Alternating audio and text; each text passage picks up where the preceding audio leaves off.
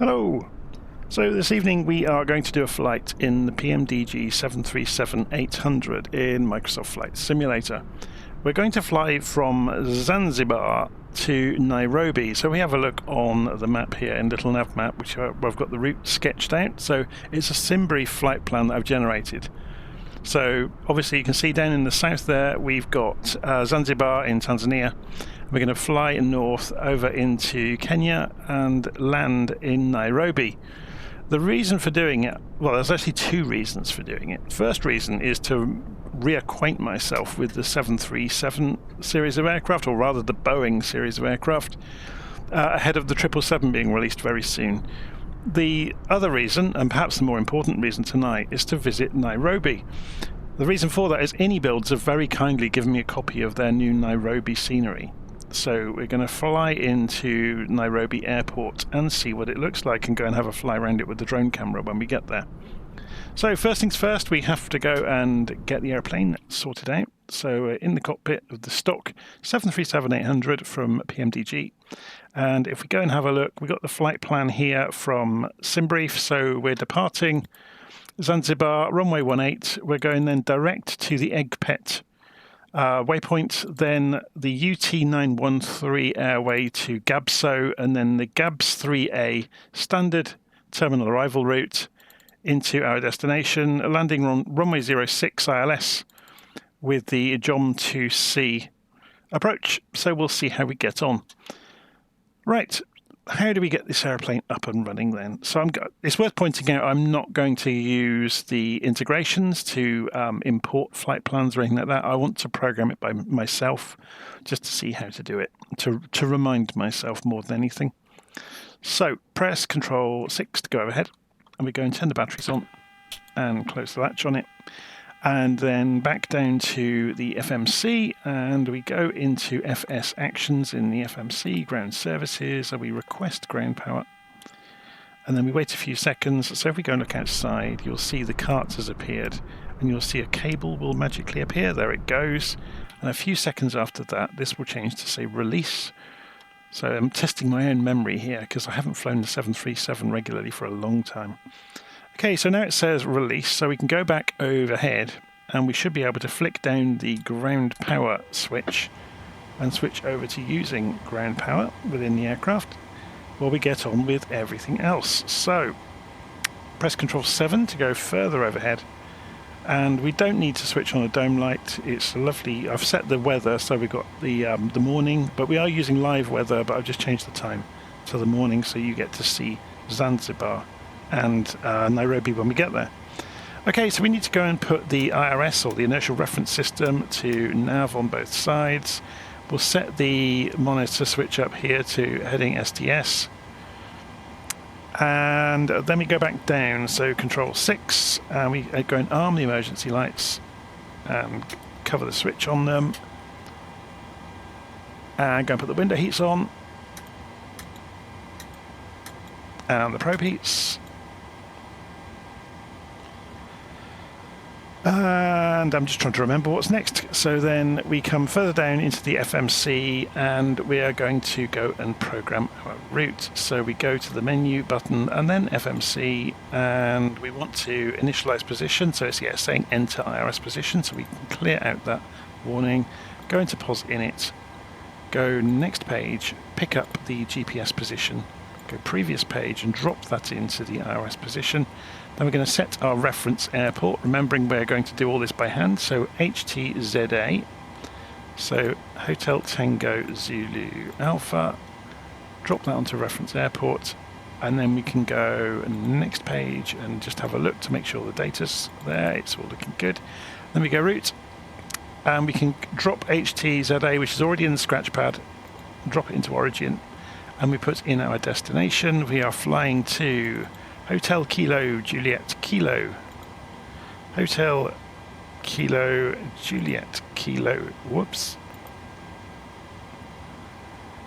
And drop that on destination. And we're not doing company route. We can put a flight number in, so it really doesn't matter. It's just there for visual reference. We can say what runway we are leaving Zanzibar on though. So runway 18. Okay. So then we can put the basic route in. So the way you do this normally, you put egg pet in first and you'd put it on the first line. So egg pet. So this is where we're going to join the airway. So it's going to say direct to egg pet, which it puts the direct in for you. So then we put the airways on the left and waypoints on the right. So we've only got one airway involved, so it's just going to be this one line. So UT913. Uniform Tango 913 goes on the left side, and we stay on there until we get to Gabso. So GABSO. Okay, and then we're into the standard terminal arrival route, so we don't have to do anything else there. We can activate that, execute it, and we can go straight on to performance initialization. So we are going to be flying at, what altitude are we going to be flying at? Let's go and have a look at the Simbrief flight plan. So 36,000 feet. So we should be able to key in 360, a bit of a shortcut there. You just put in the flight level and it understands what you mean. So there's lots of niceties actually in the 737s, I'm just remembering this. So 0 fuel weight, it'll work it out for you. Reserves, because it's such a short flight, I think by default this aeroplane fills itself up with 50% fuel, so we'll be perfectly good with that. So reserves, but just before we do that, let's go and have a look. If we go into the EFB, we request the data from Simbrief, and can we get, yeah, we can get METAR readouts. This is just, people complained that this wasn't very fully featured when it came out, the tablet in the aircraft. It's actually, it's exactly what the real crews get. So I have no problem with it not being, you know, wonderfully featured. Anyway, there's the operational flight plan. We've got the cost index up there, is 7. Whoa, that's low.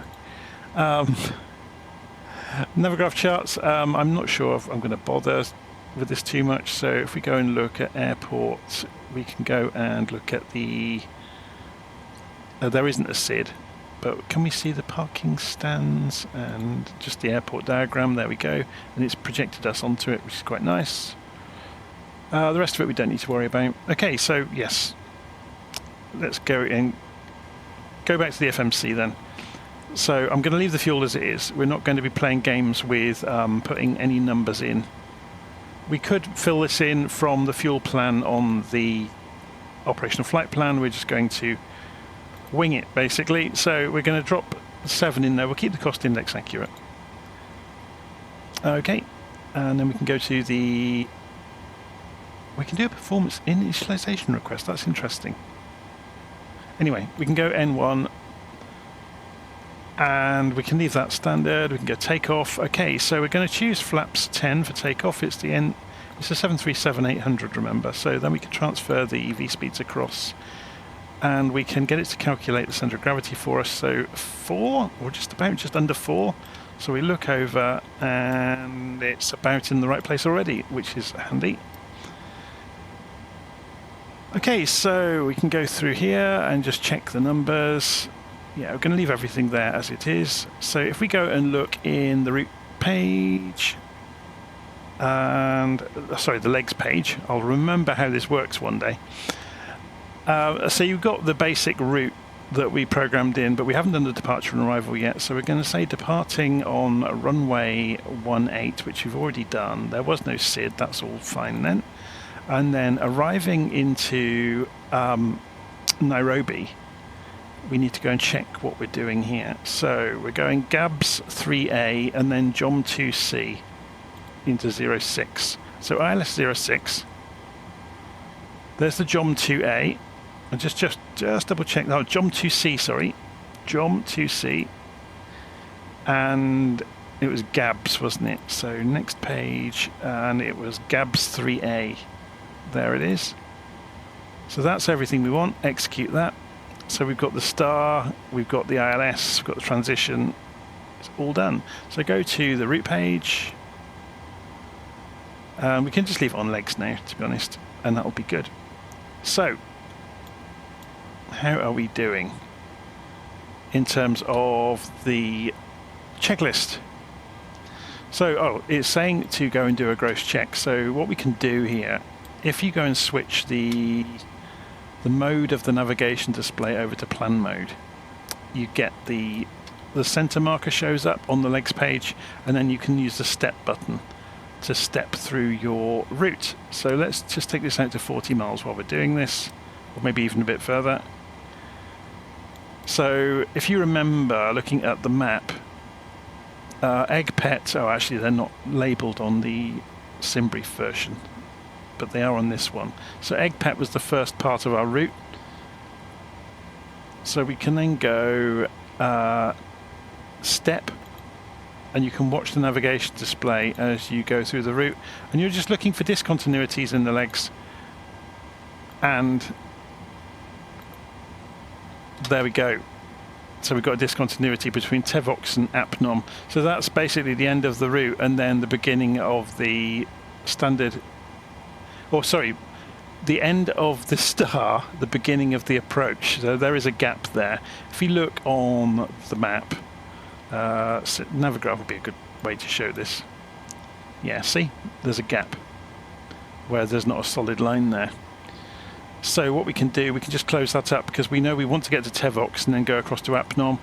So Tevox and Apnom is right there. So we can just, in the 737 or in the Boeing FMC, what you do is you select the waypoint afterwards, and then you select the discontinuity line, and it will pull everything up. Okay, and it will show that it's a modified route, and then you have to execute it to make it the active route again. Okay, and then you can see that line is obviously closed up on the map, and that's all looking good. And that's why you do a gross check, to look for things like that. It's a real trip down memory lane for me doing this. So let's put this back into map mode so we get the rows. That's really good. Okay, next thing for us to do is the MCP, or Master Control Panel. So press Control 1, and this is the MCP. I'm going to go and put the flight directors to on, both sides. And we're going to configure all of the instruments as we want them. So we should be able to pre-select lateral nav. Now this changed recently. So that's an interesting one.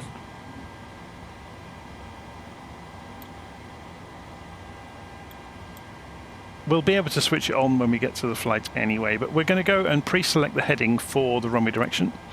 So let's go and have a look. And so the runway here is 176 degrees. Oh, that's the bank angle I'm just changing there by accident. So we are going to put it on quite a steep bank angle though, because we've got a sharp turn to make.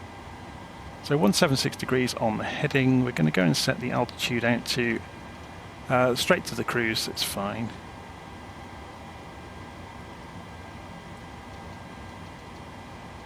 It's 36,000 feet.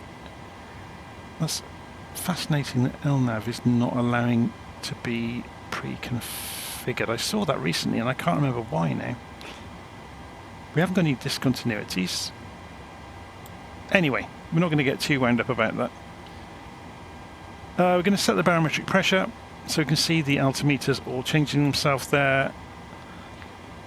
And we'll go back over set. So that's all. Oh, we do need to set the speed for the climb out. So we'll set it to 200 knots just as a comfortable speed to be climbing out at. Seatbelts to on. So seatbelts switches are in the middle on the Boeings, aren't they? There we go. So I'm going to put on auto. Yaw damper can come to on. Cabin pressure goes to cruise altitude, so this needs to go to 36,000. Aft fuel pump 1 goes to on. And then the APU can be started now. So flick the APU switch to on, and then beyond on to start. So let it fall back to on. And we'll keep an eye on the exhaust gas temperature needle here, and it will start zooming around to about 7 and then fall back to 4. When it does that, we can switch the power over to the APU away from ground power. So give it a few moments. It's completely normal to see the low oil pressure light there. There it goes. If we go and look outside, you'll see heat is now pouring out of the back of the aeroplane, so that's the vent for the auxiliary power unit.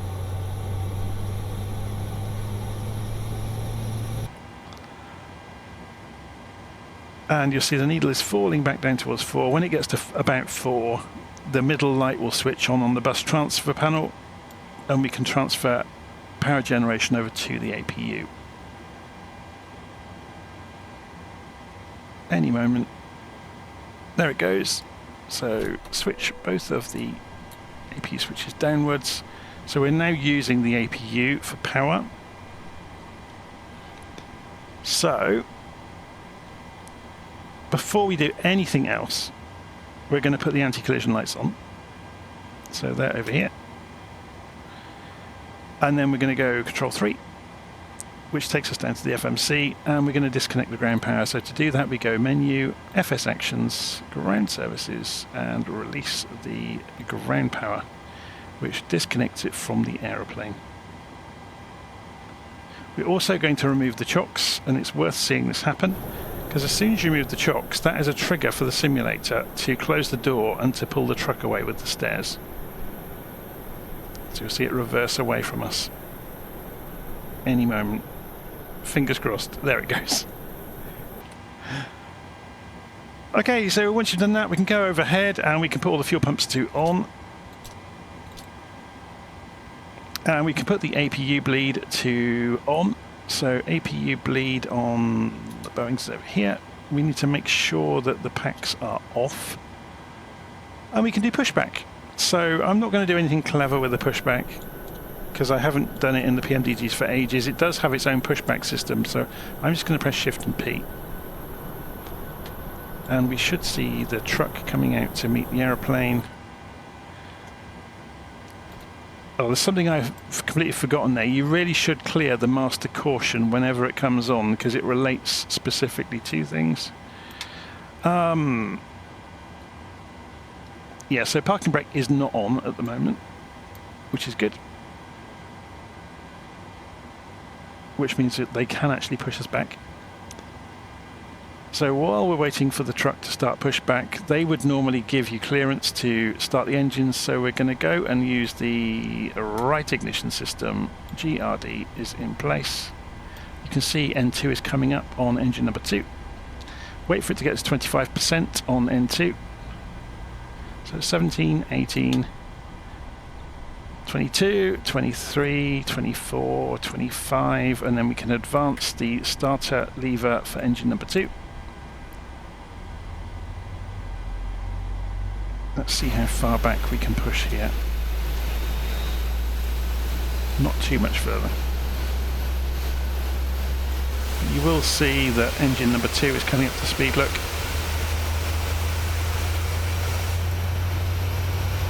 So let's stop the pushback there.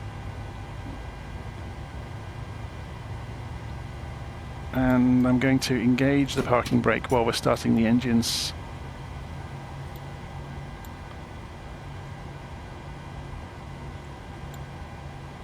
So just watching the gauges, and overhead you will see, yeah, the switch has gone back to off already for engine start, so we can go to GRD. You can alternate the ignition systems, there's 2 of them, just to save wear and tear. So you can see N2 is coming up now on engine number 1. It's ages since I've done this. It's a real trip down memory lane starting up the 737s. So it's coming up to 25%, so we advance the start lever on engine number 1.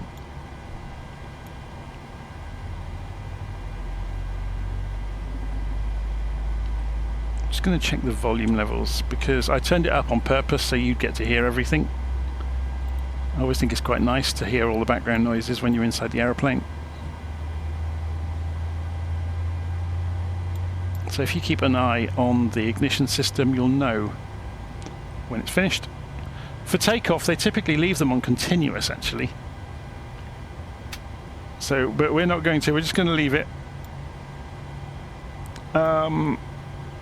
Okay, so what else do we need to do? Let's see if it's got any positive thrust when it's just sitting here. Don't think it will. So we've gone through engine start. So then once we've got both engines running, we no longer need the APU. So we can bus transfer over to the engines now. So the engines are now generating electricity. So although the APU is still running, and we could use it if we wanted to, we've actually already done bus transfer to the engines. So we can go and turn off the APU bleed and turn off the APU at this point. Okay, so then we go and put the hydraulic pumps on. We put the packs to auto, which is the environmental control system for the air conditioning, and taxi lights to on.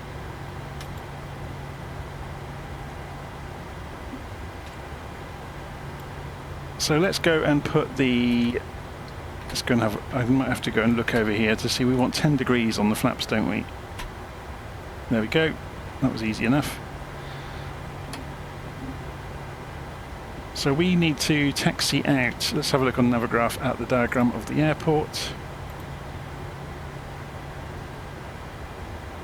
we're taking off runway 18, so we want to do an immediate right turn. So at this point, should we put the head tracking on and ease the throttles forwards?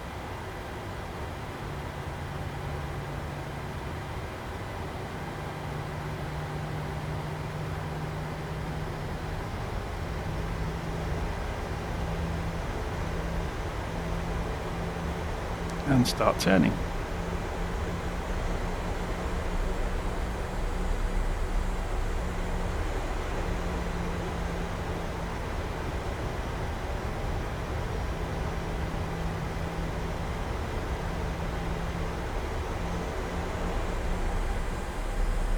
So obviously this is not a study level version of Zanzibar, but we're going to see a very different story when we get to the other end.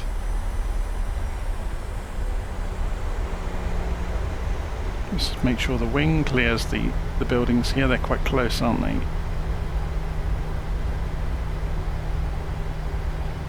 It'd be worth looking at this from outside actually to see just how close they are.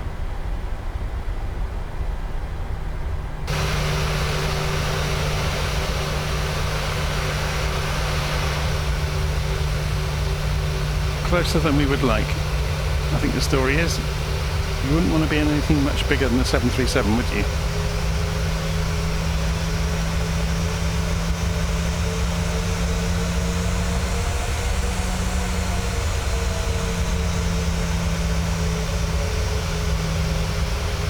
So we'll get lined up on the runway and then we configure the lights for takeoff.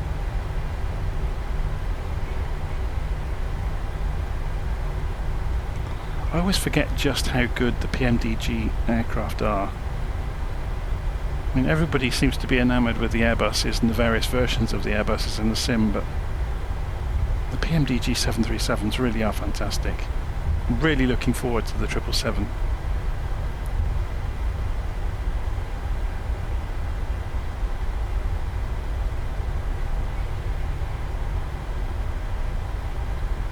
Okay. So I'm going to turn head tracking off for a moment while we do this. So the position lights need to go to strobe, and the landing lights need to go to on. Taxi light stays on. Sorry, I've done the runway turn off lights. You can use both for takeoff just for a bit more illumination. So there we go, landing lights are now on. So let's go and see about taking this thing off, shall we? So I'm just going to read the notes. So it says, after lined up and cleared for takeoff, wheel brakes off and press the toga button. So this is worth pointing out actually. I'm going to move the camera over here by hand. There is a small button that is very difficult to see. So yeah, you've got this small button underneath here which enables toga automatically for you, and you've also got auto brakes which you should have for rejected takeoff set automatically. It just pressurizes the braking system ready to stop the aeroplane in a hurry. I'm just going to do a final look around and put this on the legs page ready to go. We've got this on 20 miles, which is probably okay. You've got independent navigation screens, it's worth pointing out, in the PMDG. I'm using Airbus controls, so I will have to control the undercarriage lever by hand. The lighting is all good because it's bright sun outside, and the screen brightnesses have all been turned up already, so that's all fine. Okay, let's see how we get on. So I'm going to just move the camera slightly across and ease the throttles forwards.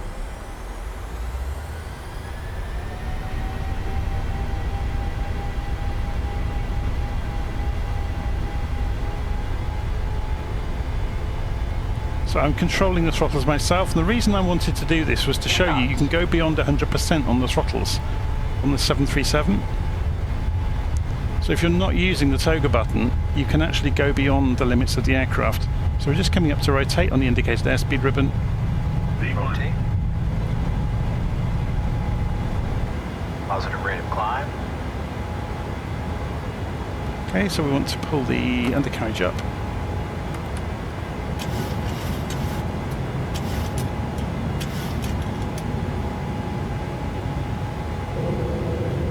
So let's see what happens now. Can we go LNAV? Yes we can now. So let's go and turn on the autopilot. We'll go to speed mode. Auto throttle on. Speed mode should engage. We're not at 200 yet, so you can see the nose dipping to allow it to maintain the speed it needs.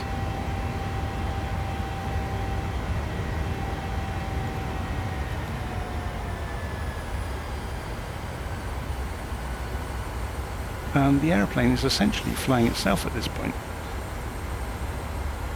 So we can do a level change to go for the altitude we want. Because remember, we don't have a standard instrument departure, so we can climb out. We're going direct to Egpet, which is a little way out, so let's go and have a look. So there's Egpet. So we haven't got any altitude restrictions to follow, we've just got the speed restriction, the normal one you would have. So we're going to raise the flaps now. Not completely yet though. We wait until we get to the up sign on the indicated airspeed ribbon. And that's obviously not going to happen until we tell the aeroplane to speed up. So we'll go to maximum speed now. Now we've got around that rather tight turn. So we're asking the aeroplane to do 250 knots. That's interesting though, because we're doing a level change. It's pretty much ignoring that, but we're right on the limit there, aren't we? So let's go and take it down 5 knots away from it.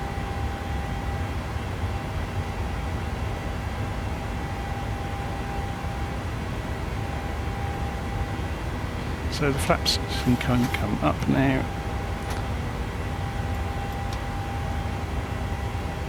And we're looking good.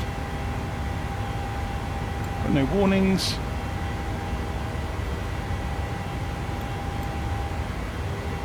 Leading edge flaps are in transit, so that light should go out. There it goes. So yeah, it's going to be interesting. Apparently there are some differences around the procedures of operating the 777 versus the 737s around the autopilot and the way things like VNAV works. So I'm not using VNAV obviously at the moment, I'm just doing a level change straight up to 36,000 feet.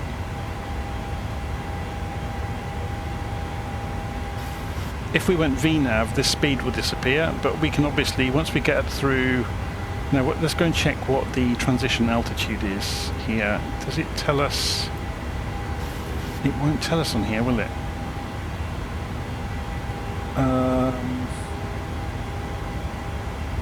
That's an interesting one, because without standard instrument departure, you're not going to get... I bet LittleNavMap will tell us. So if we go into information for our departure airfield here, does it give us the transition altitude?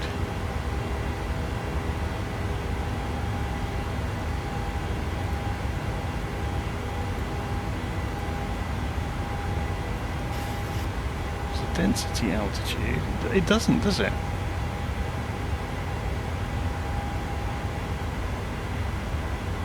Interesting.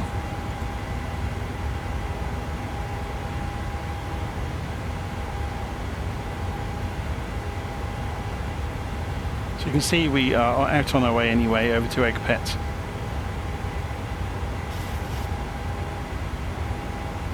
So I know Australia tends to be 10,000 feet, America tends to be 18,000 feet.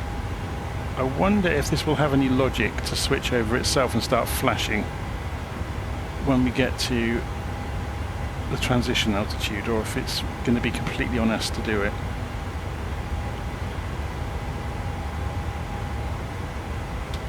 That's quite annoying that it's not marked on the chart. Shall we find out by being a bit crafty about this? So if we were to look up transition altitude in Tanzania. So let's pull up the browser. So what is the transition altitude in Tanzania?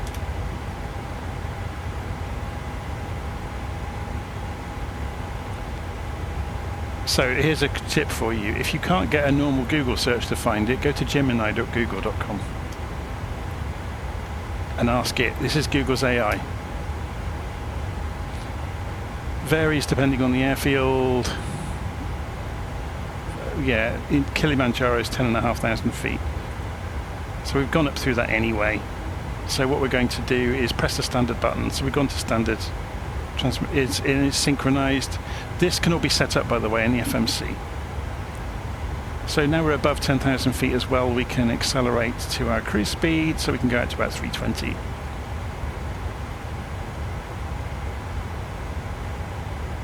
Here's the interesting thing. Obviously, the aeroplane has smoothed out the speeds and the altitudes according to what we've set. But if we had pulled in from Simbrief, we would have got we may have had stepped climbs and things like that, but we haven't, obviously haven't. We've gone a very simple route and programmed just the basic airway in ourselves.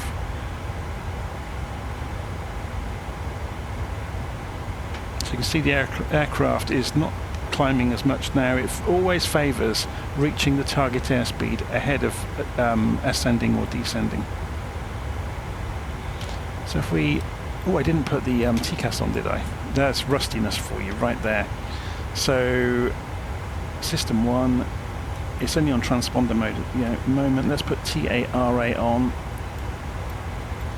and then we can press the TFC button, and that will show us any air traffic. Well, there isn't going to be any air traffic to speak of, so we're not going to worry too much.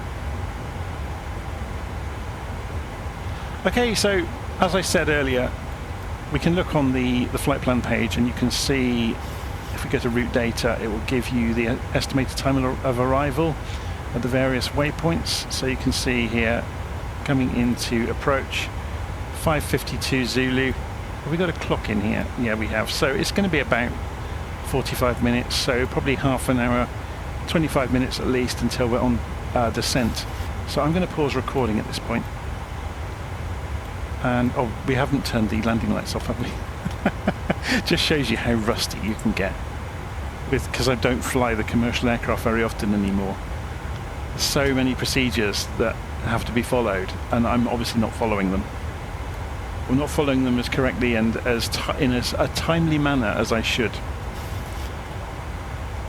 So if I was running an ACARS system at the moment, I would be being hauled over the coals for not doing this properly. But we're looking good. Right, I'm going to leave it there, and I'll join you in a moment. So with the magic of recording videos, I will pause, and we'll be back in no time at all. Okay, we're back in the cockpit. I thought it might be worth, while we're in cruise, just having a few minutes to talk about a few things. So obviously you saw at the start of the flight, I'm so rusty at this, just more the procedures than the functional side of things, but also a few things have tripped me up along the way. So so I've left it on rejected takeoff at the moment on the auto brake, so I can turn that back off. I had completely missed that there was an alert down here, which isn't a serious alert, but it was a configuration error on the fuel system. I had not switched on the centre pumps when I switched the pumps on for the aircraft. Also, yeah, you saw earlier, I hadn't turned on TCAS, so normally you'd be taking off with TA only and then switching over to TARA. So the two modes of TCAS essentially mean you're broadcasting your position versus you're also responding to the position of others that are transmitting. So yeah, it's an interesting one, and obviously this is why the real crews have the various checklists. So you've got the, for the different phases of flight, they have separate checklists for each part of it, and one of them will be reading it out while the other's double checking. Which is why you have two crew as well. So it's not down to one person to forget something. Obviously they wouldn't forget something though, because they have a checklist and they work through it and confirm that they've done the items on the checklist. Okay, so another reason for coming back to you during the cruise is to look out over here. So we are going to pass by Mount Kilimanjaro. So if we go and look on the map, in LittleNavMap, you can see our flight path is going to take us directly past Mount Kilimanjaro. And I don't know if you've noticed, but we've got a few thousand feet to go yet. So I think the peak of Mount Kilimanjaro is probably at the same altitude as our cruise. So it's, was it 5,800 meters or thereabouts? So if you triple that, so we will be a little bit above it, but not much.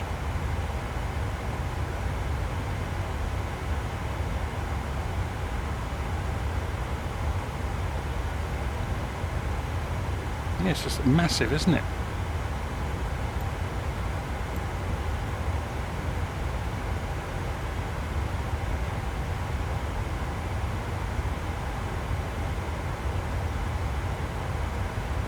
Okay, so looking at the navigation display, you can see we are approaching top of climb, and then we'll have very short cruise and then top of descent.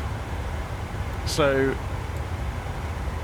we can play some games there with configuring the target altitude, and we'll try VNav out on the way down and see how we get on with it. But obviously there's multiple ways you can control the 737. You can either go for speed mode, which is probably the more advisable way if you're not using VNav. So the aircraft will control its speed, and then you can obviously use the power through the engines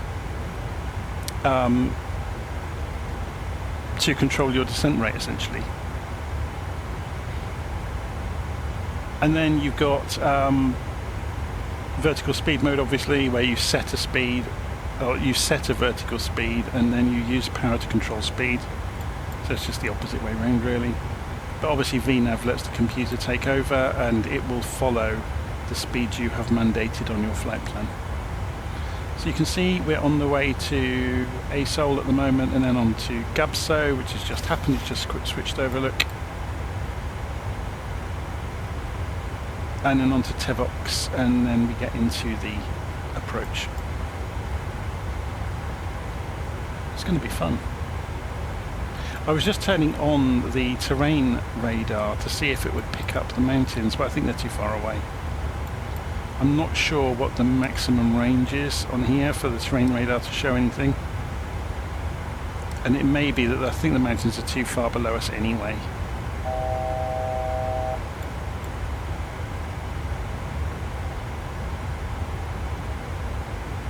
Okay, so the klaxon you just heard is telling us we're within 1,000 feet of our target altitude, so we'll be obviously there very soon. Just have a look around the instruments, make sure everything's configured as it should be, no warnings, no configuration issues. The engines are running at 101% on N1 mode to do the level change. Stunning, really, isn't it?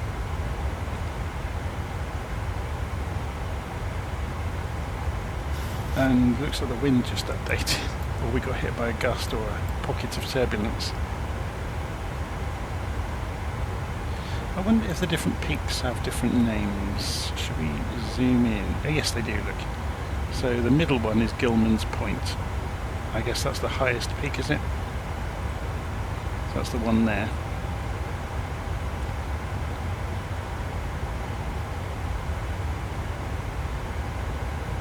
Hardly any clouds around today. It's very clear. You can see it for a very long way into the distance.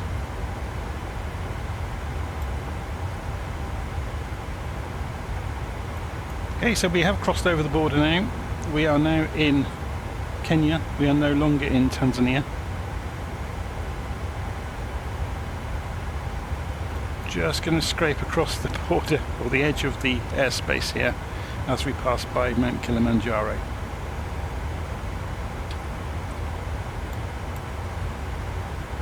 So we don't end up in a race against time to get back down, let's go and have a look at the altitude we need to be on the chart. So we need to be at APNOM 9100 feet. So let's go and do that.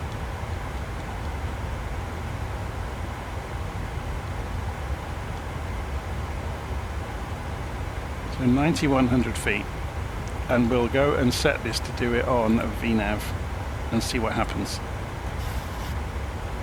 So when we go to top of descent, you'll probably see the aircraft start to descend. Well, that's the plan anyway. So does this have, yeah, transition altitude is 9,000 feet.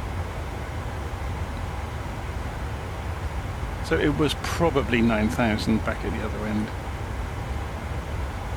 But it just wasn't marked on the chart because the data that you get with the simulator, Zanzibar doesn't appear to have any departures, so, and the transition altitude tends to be on the standard instrument departure plates, so there we go. I'm sure lots of people will comment telling me other places you can find out the transition altitude online, other than calling ATIS, of course.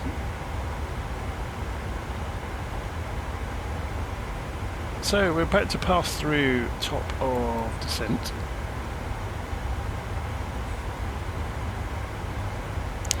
This is interesting. Have the flaps moved of their own accord? Why do we have such a narrow window going on here? No, flaps are still good. We have a crosswind of 10 knots, but we are in quite a narrow corner of the flight envelope, obviously based on the meteorological conditions.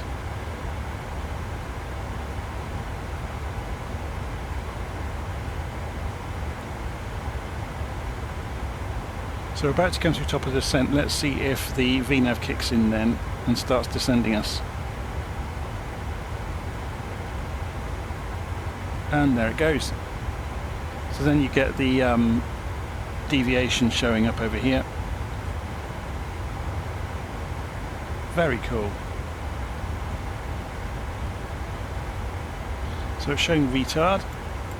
So you can see the power is coming off, obviously because we're now descending, the airplane was picking up speed.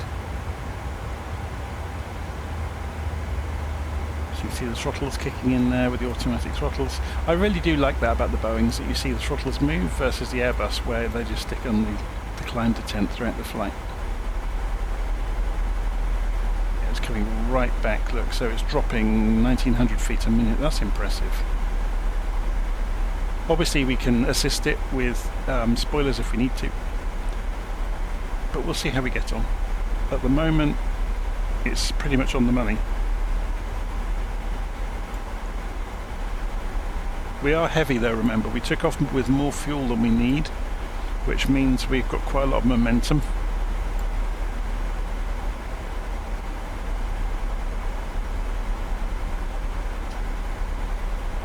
So we might end up needing to assist the aircraft in the descent. So if we extend the range here out to, yeah, you can see that it's all a bit jumbled up at the moment, but you can see that the route in, drawn in. We go and have a look at that on the chart to see what it looks like. So we come in via Tevox and then APNOM.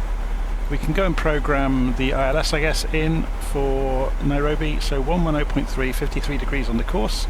So let's go and get 53 degrees on the course on both sides.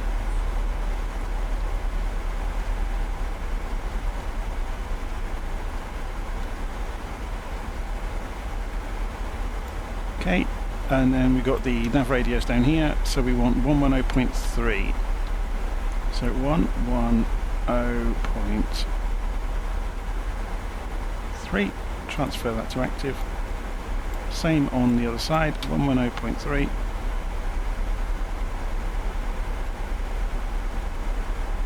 Transfer it to active. and then obviously when we get closer to approach, we'll be able to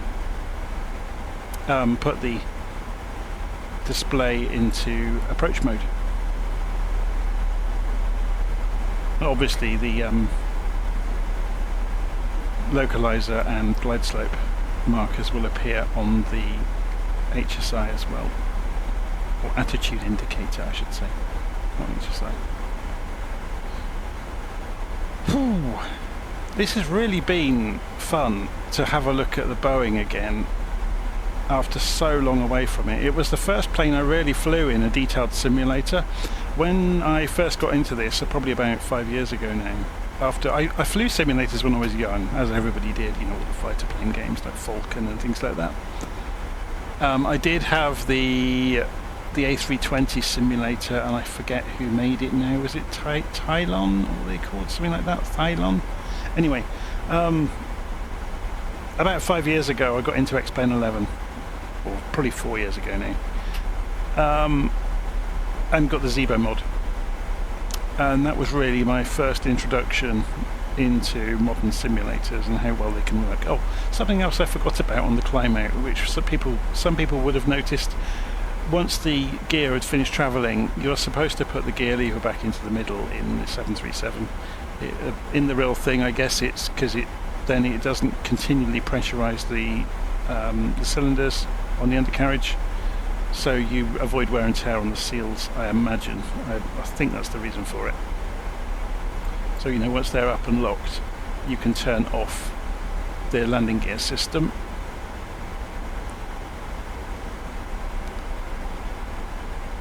It's worth pointing out, before we took off I didn't actually check, although I don't fly the airplane very often, but if you go into menu and FS actions, yeah, it's greyed out at the moment because we're in the air, but in ground maintenance you can refill and repair various consumables in the aircraft.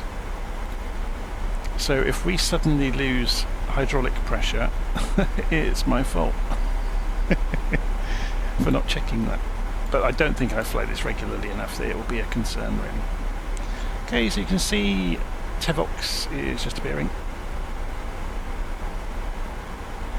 And you can see the marker here wiggling around, and it's right in the middle over here as well. So we appear to be on target to hit our altitudes that we wanted to.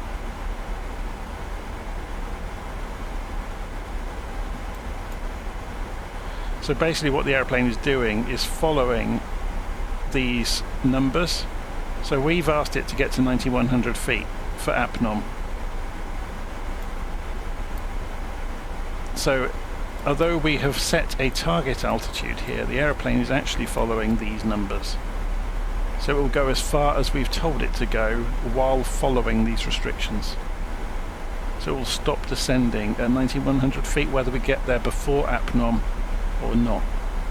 So even if we carried on past, if we didn't set our altitude, it wouldn't get down as far as the lower altitudes. So it's worth pointing out the airfield elevation of our destination today is about 5,500 feet, I think. So let's go and have a quick look. And if we look on here, yeah, 5,530, so 5,500 feet.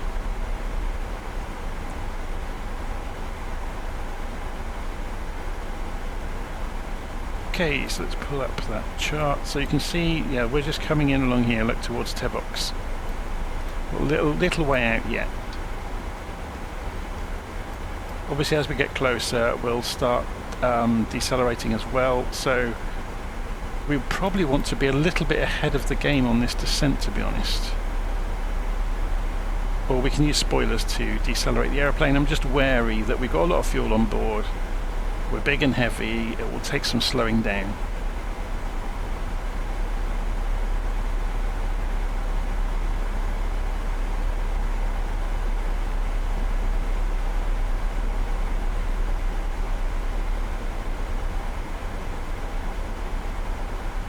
It's also worth pointing out, as soon as we're stabilised on the approach, I will turn the autopilot off and hand fly it. I always tend to if I can. Unless the visibility demands otherwise, I will always hand fly and handle landing myself if I can.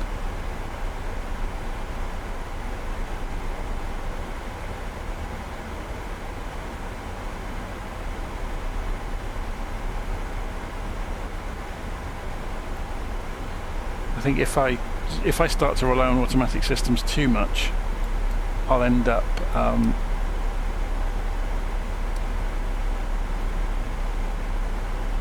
I'll lose the skills basically.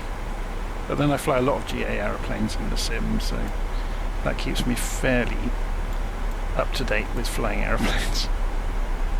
My big failing is obviously because I fly so many different aeroplanes from day to day. I'm kind of master of none. And it does annoy me sometimes that I'll just get good at one aeroplane and then something new comes out and there's, you know, the urge to go and have a look at it. And then the aircraft you had just become quite proficient at, you suddenly aren't so proficient anymore.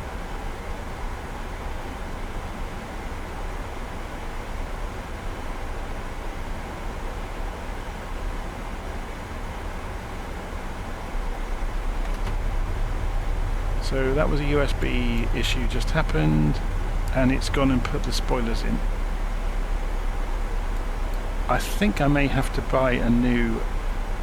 I hadn't thought of it until the other day. I've got a box that allows me to plug 8 USB devices into one on the computer and a USB hub, powered USB hub. It may be that that's been causing those problems all along. I'll have to replace it and see how I get on with that. So I might be going on a shopping spree at some point for a USB hub.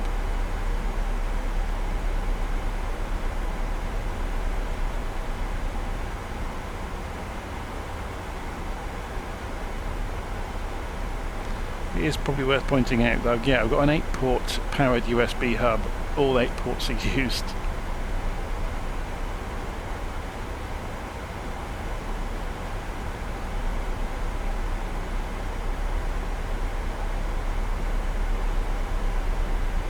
I think I've talked about it before on the channel though.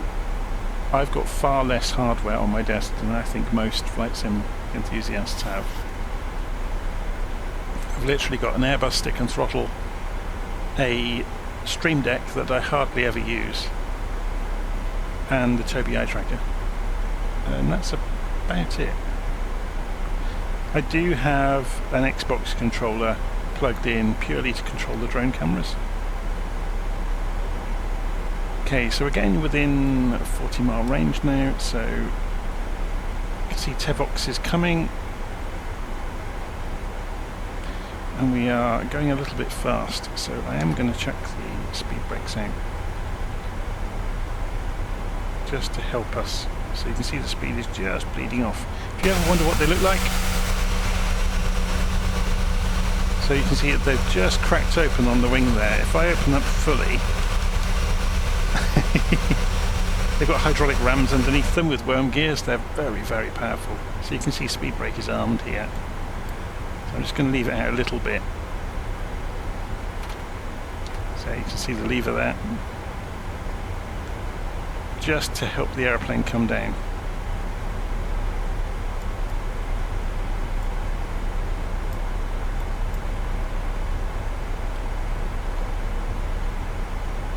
So there's another mountain over there, look, in the distance. If you look from outside,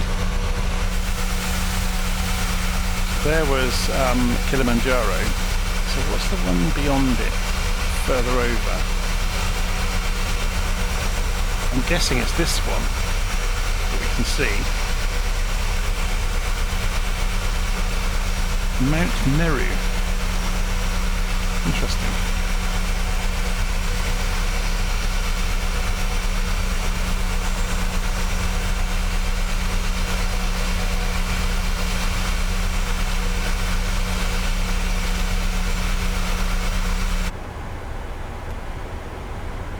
Okay, how are we doing? You'll have noticed, by the way, I've got the head tracking switched off. The big aeroplanes, it's so fiddly with lots of buttons that have only got a few pixels click spot size. It's easier to control them without the head tracking on.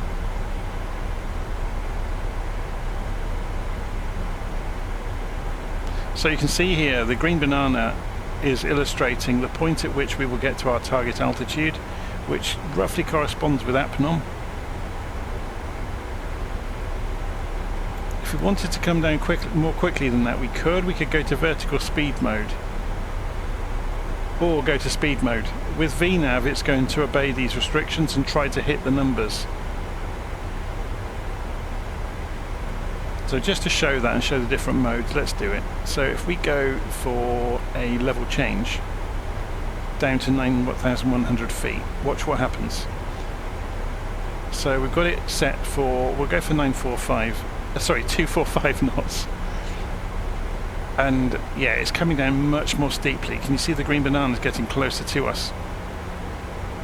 So this is the maximum amount given this amount of thrust. So now we know that maximum amount is about 1800 feet a minute. What we could do is go vertical speed mode, and we could say we'll come down at 1600 feet a minute instead. So obviously the green banana is going to extend out. I'm just giving us some deceleration time to go down below 9,000 or below 10,000 at the speed we want. I mean, to be honest, we're already at the correct speed because we didn't accelerate on the descent, which we could have done. But you can see it was targeting lower speeds all the way in anyway, so it was targeting at pedometer 238, look.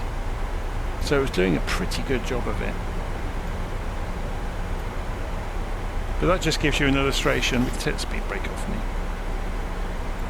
You can use a targeted airspeed and vertical speed. Obviously you need to be very mindful of what's going on with the indicated airspeed and where you want to get to your altitude. But I know a lot of people will say it's actually a very dangerous practice to use vertical speed, particularly climbing, because you can stall. For descending it's not so bad. But obviously level change, the aeroplane will take over to a greater extent and do it of its own accord.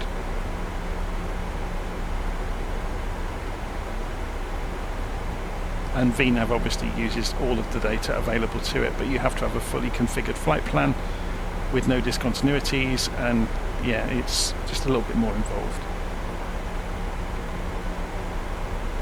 I just like playing with the various modes and seeing how they interoperate with the aircraft. See, look, we're slowly increasing in speed. This is the problem. If you use vertical speed, you can put yourself in a position where the aircraft can't do what you're asking it to do. That's because we pulled the spoilers back out. So if we put the spoilers out again to help the aeroplane slow down, it will just dribble off those last few knots, even though we've told it to come in a little bit more shallow. We're looking fine.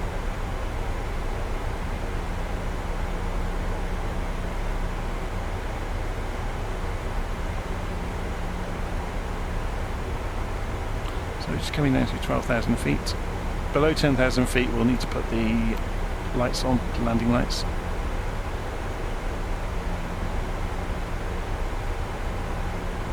So we're finally getting a view of this zigzag or dogleg approach into Nairobi. Runway 06. So let's go and double check the numbers and the data. So we've got 06, ILS 110.3, 53 degrees. We need to be on the entrance into the feathers at Antur, or is Antuk, sorry, 7,100 feet. Okay, and it's a 3-degree ILS beam. So we could put that straight into here, knowing that we're within speed already. We'll go for 7,100.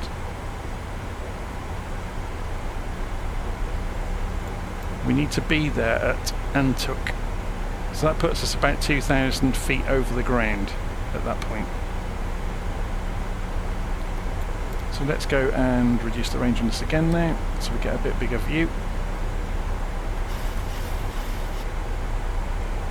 So you can see it wants us down to 207 knots at IMDIS, so by the time we make the turn, we need to slow down. So let's start that slow down now, because it's probably going to take us a while to slow down. So 207. So you can see the engines coming back to idle. And if we... This is one of the advantages of using vertical speed mode. We can use spoilers to much more strongly control airspeed. So you can see the airspeed is bleeding off.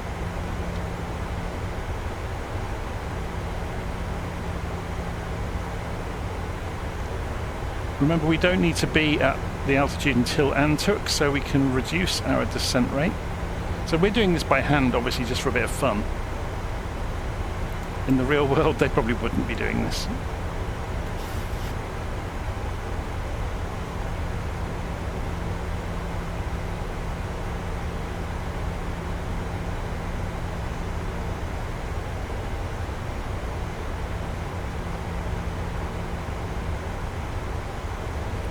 And again, we've simplified it enormously by going to Antuk for 7100. We need to be 9100 at Apnom, and we're already below that, look, so we're a little bit ahead of schedule.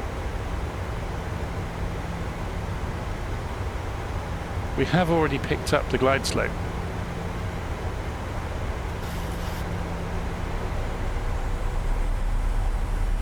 So we can go to first stage of flaps now and get rid of the spoilers, because the flaps will obviously give us...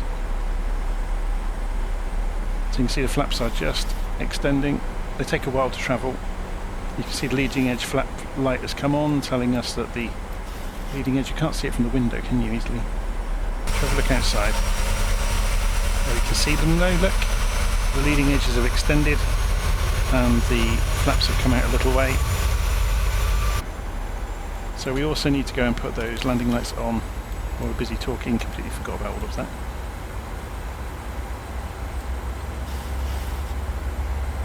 Let's reduce that range again.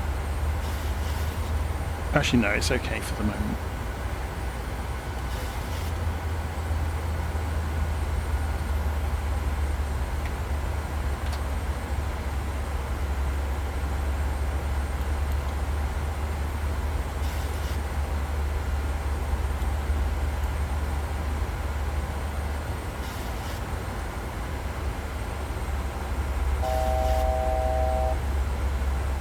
Okay, it's just telling us we're within range of our target altitude.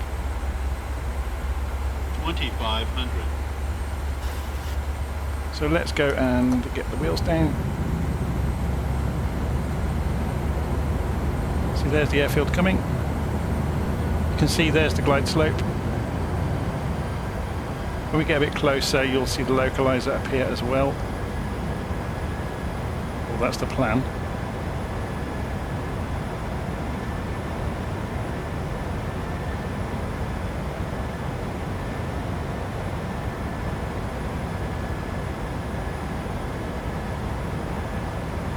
A nice big fat load of cloud right in the way, which is going to stop our visibility to an extent, but that's fine.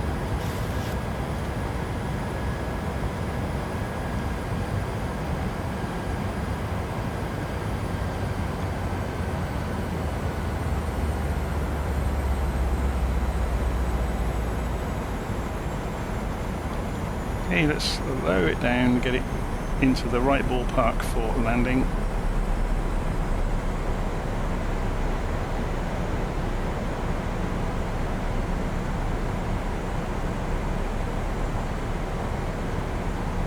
Come off the autopilot, stop the alarm, come off the auto throttle,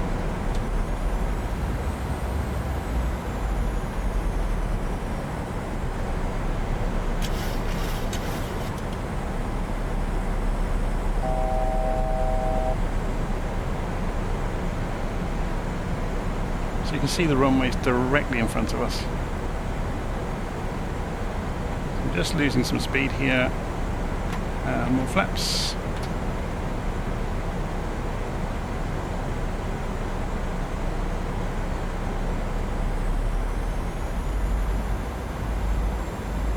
Okay, let's stop the deceleration. Now full flaps.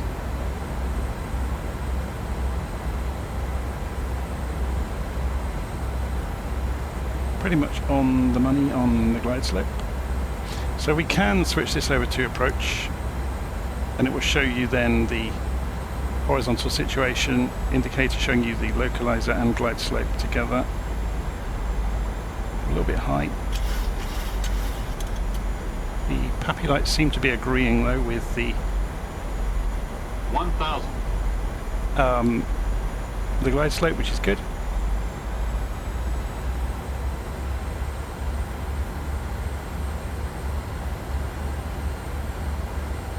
I think it's a lovely long runway, so there's no need to worry too much. Shall we go back to head tracking mode at this point? So at least then we get to look out sideways and get some parallax to help see where we are.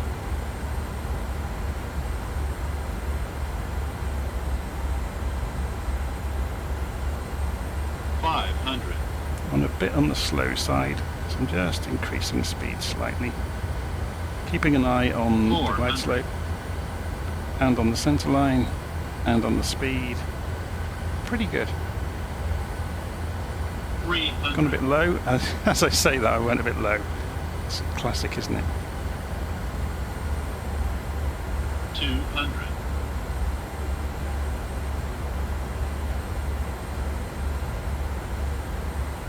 100. 50. 30. 20. 10. Airspeed full. Airspeed full.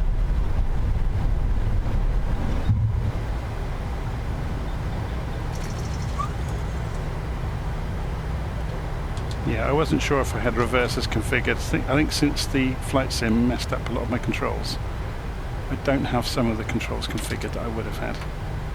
So we'll just gently roll out. So they're the buildings we're going to go look at. So I'm going to exit. I think I can exit left. If not, it might be. Let's just. Yeah, we're going to pull off here and go for a bit of a tour of the airfield, because welcome to Nairobi and the latest release from Inibuilds. So this is going to be fun. So we come off the runway. Landing lights can come off. The strobe lights should go to steady instead of flashing.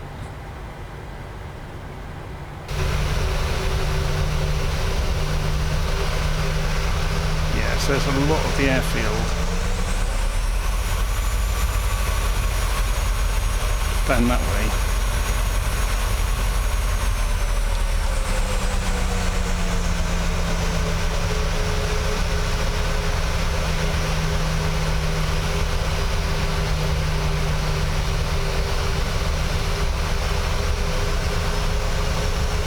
Go and find a parking spot and then have a nose around. So while we are taxiing along, and hopefully in a straight line, let's go and have a quick look at Navigraph and look at the map of the airport.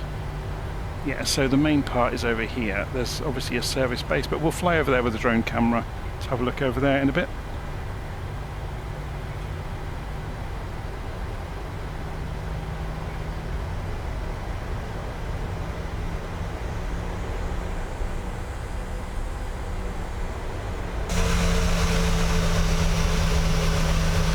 So while we are taxiing in, just as a point of interest, it makes sense to go and put the APU back on, because then if we haven't got external power available, we can switch to the APU when we switch the engines off without losing power to the aircraft.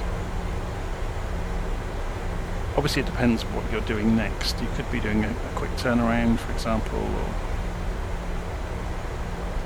but if there's no external power available and you want to go back to APU, you can.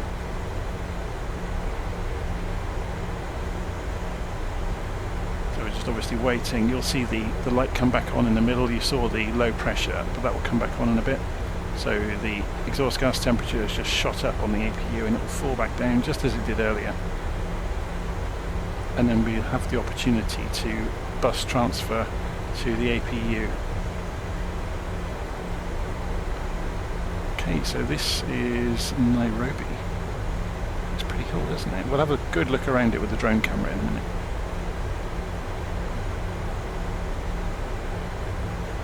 I just wanted to change things up a bit today, really, and arrive here rather than start out at the airport we're looking at.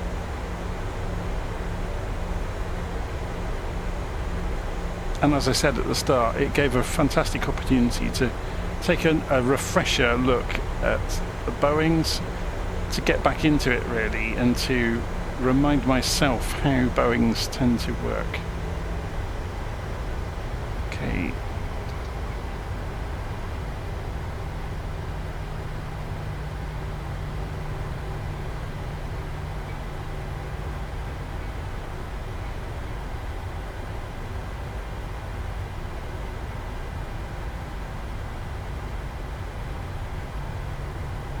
So we'll go and put ourselves on this gate just over here where the tug is waiting, and then we'll go for a wander.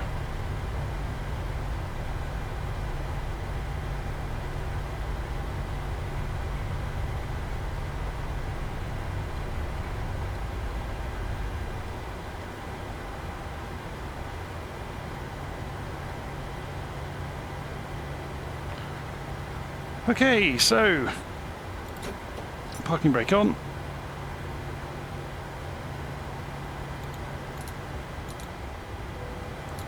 Bus transfer, if I can hit the click spots accurately. So we're now using the APU, so we can shut the engines down.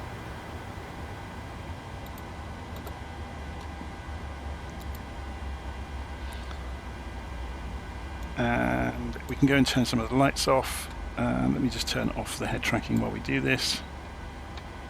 So that can stay on. The anti-collision lights go off now because the engines are not running. The taxi lights go off because we're no longer taxiing. And we can turn the cabin pressurization system back off.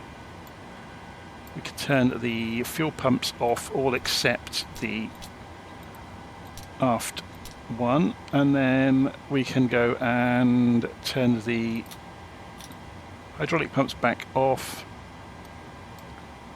turn off the yaw dampers, and if you want to go through and do all of this, you obviously can. It's a simulator at the end of the day, so if you're doing procedure training, it's probably invaluable to get the muscle memory of doing all this stuff. Put that back to test, or no, actually to TKGS, and then back to off on the inertial navigation system, and clear the warnings. Now, do the ground systems work? That's a really good question. I'm not sure if they work via the tablet in this aircraft. Probably have to do it via the FMC. Oh, earlier on I mentioned about, yeah, it's in ground services, isn't it? So I mentioned about maintenance when we were in flight. So yeah, you can replace many consumables. So ground services, we want to put the chocks back in place. Jetway, it's in inhibit mode at the moment. So if we, I forget how you control all of this, but obviously it can be controlled. So portable lavatory, maintenance van, fuel truck, and stairs, passengers. Yeah, there's all sorts of things you can do. Air stairs, D-plane. So should we ask for the stairs and see what happens? They might not be anywhere near, but oh, here they come. So rather than have the jetway, we're just going to get the stairs this time. Except he's parking over there, because that's a very tremendously sensible thing to do, isn't it? Maybe he's trying to hit the jetway. Anyway, we'll let the passengers get on with that. We will go over to the drone camera, which I have to do from here. There we go. So we have the drone camera. So this is Nairobi. Just level the camera up. It has a funny habit of rolling slowly, the drone camera. I don't know if you ever noticed that. So this is going to be fun.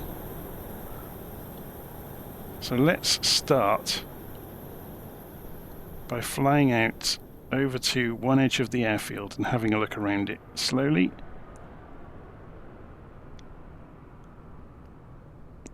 It's going to be another masterpiece, isn't it? I know I'm always easily impressed with anything in the simulator. So you can see it's an enormously long runway here at Nairobi. Okay, let's come back in then and have a look around some of these buildings and inside some of the buildings and see how we get on. So we'll speed the camera up for the fly around of the airfield. So we've got nice trees and a lot of the furniture around the car parks is all done nicely. You can see there are people around, which is quite cool. There's a nice coffee shop there. No doubt it's accurate to the real place.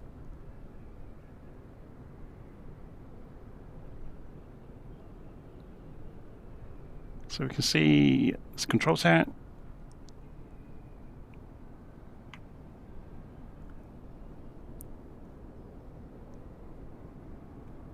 A fully staffed control tower at that. So if we come through the window, will it let us in? Yes, it will. That's a really nicely done one, actually.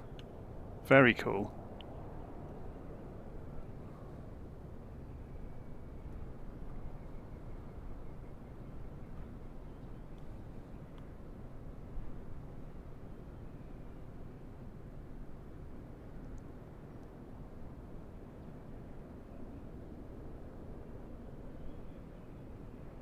I'm always so fascinated with the amount of detail people put into these things.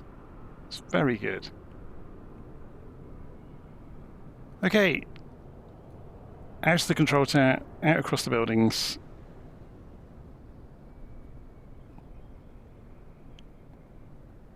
So there appears to be a line of flags down here. Should we go and have a close look at them and see if they're all fluttering in the breeze? They do appear to be. Oh, not quite fluttering.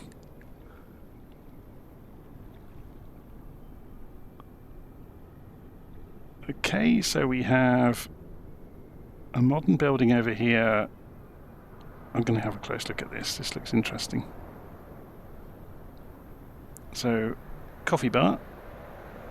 International arrivals. I'm guessing this doesn't have an interior, but I may be wrong.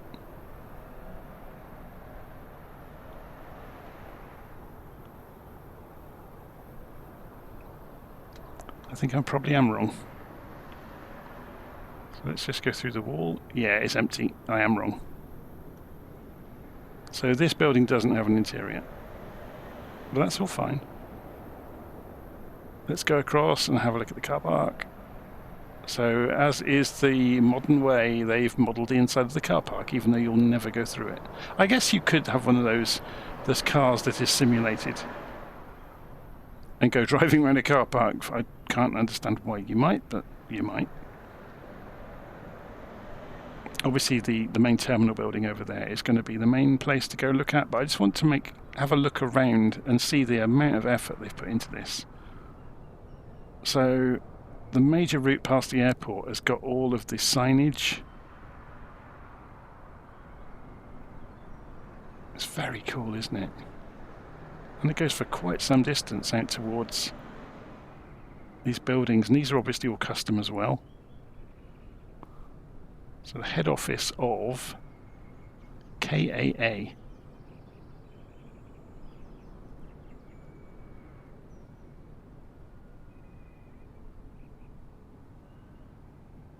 Can you see what I mean about the rolling? Just correcting it as we go.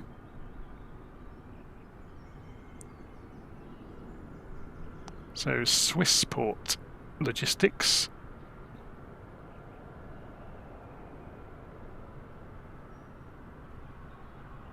Cargo Centre.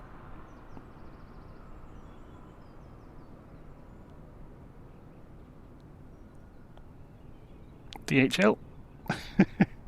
They get everywhere, don't they? Okay, let's go and have a look then at this central area, which seems to be modelled wonderfully.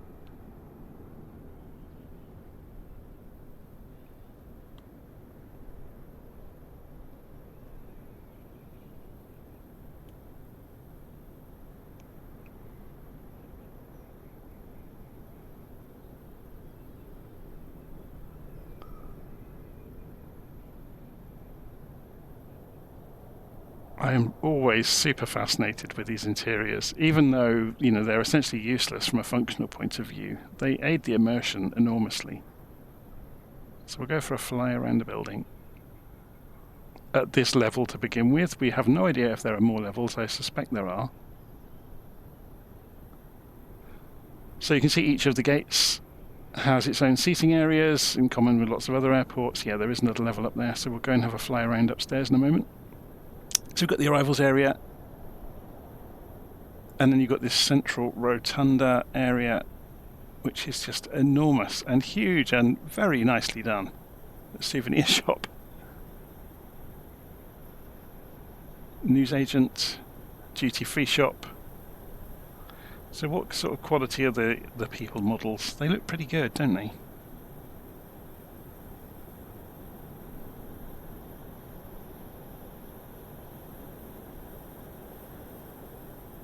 The Kenya wine. So some sort of bar.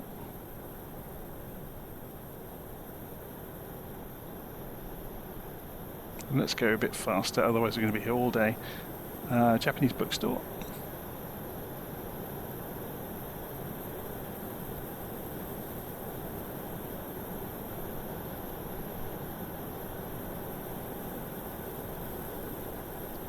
It's very impressive, isn't it?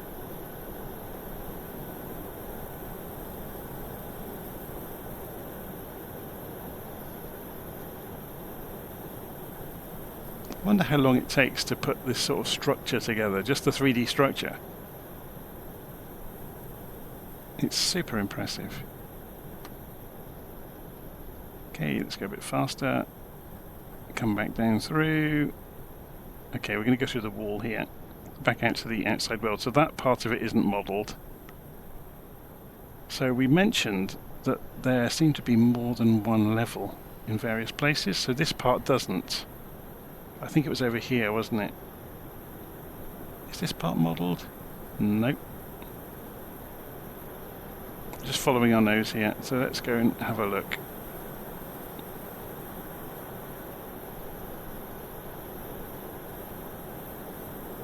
I guess it was over here then that had the multiple levels. It would make sense. Yeah. So this is the upstairs level that we didn't see. So if you come down... Oh no, maybe it wasn't. Maybe it was just this area.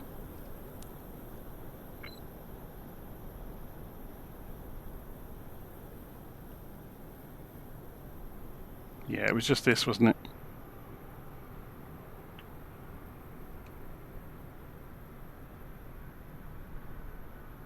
Okay. Okay, so let's go and have a look around this central area, since we've made it this far. So you've got international flags again, the drop-off point for taxis in the middle of the airport.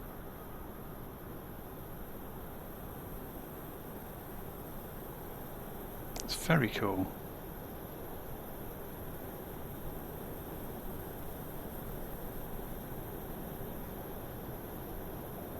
And a few animated vehicles in there as well. It's not often you see that.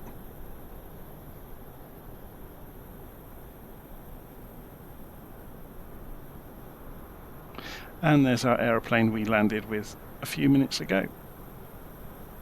House Boeing 737-800. So just before we leave, I just want to go and scoot across to the service. I presume there's service hangars over here, because we saw it on the taxi in and it looked interesting, so it'd be a shame not to go and have a look.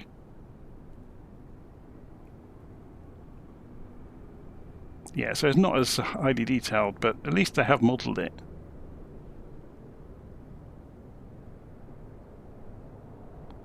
Anyway, so there you go. Nairobi Airport. Oh, let's come back through the cloud layer, otherwise it won't be much fun for you to see.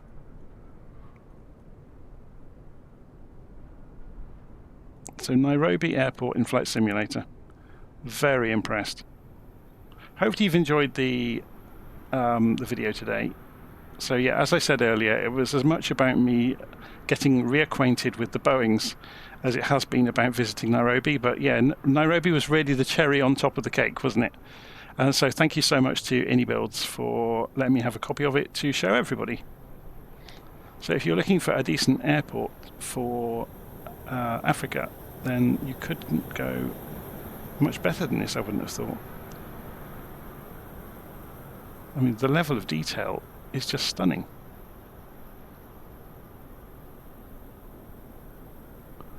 Right, I'm going to leave it there. Hopefully you've enjoyed it, and I'll see you again soon. Take care.